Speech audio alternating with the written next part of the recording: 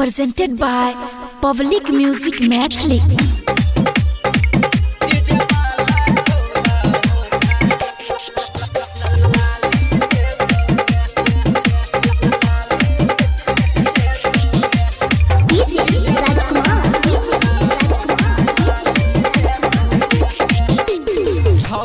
यह पलट रहा कौन बाली देतोगे आहे गई छौरा यह पलट रहा कौन बाली देतोगे डीजे वाला छौरा होठा लाली देतोगे गे छौरिया डीजे वाला छौरा होठा लाली देतोगे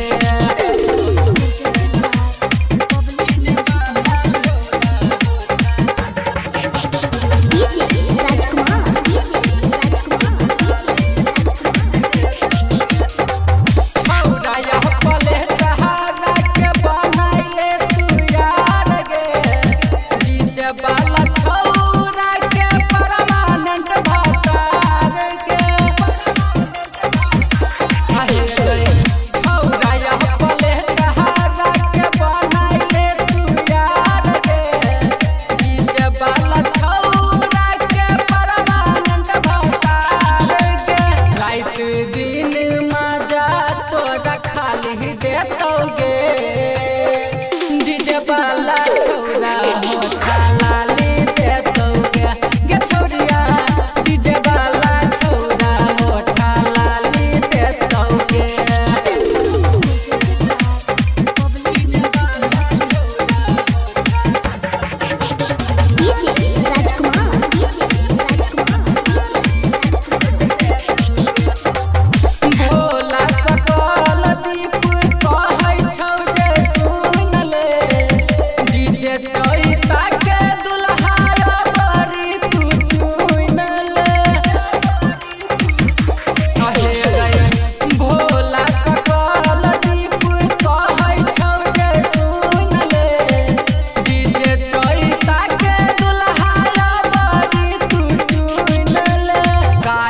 बिपिन दीवाना साली साली कह दोगे डीजे वाला छौरा होठा लाली देतोगे गे छौरिया डीजे वाला छौरा होठा लाली देतोगे।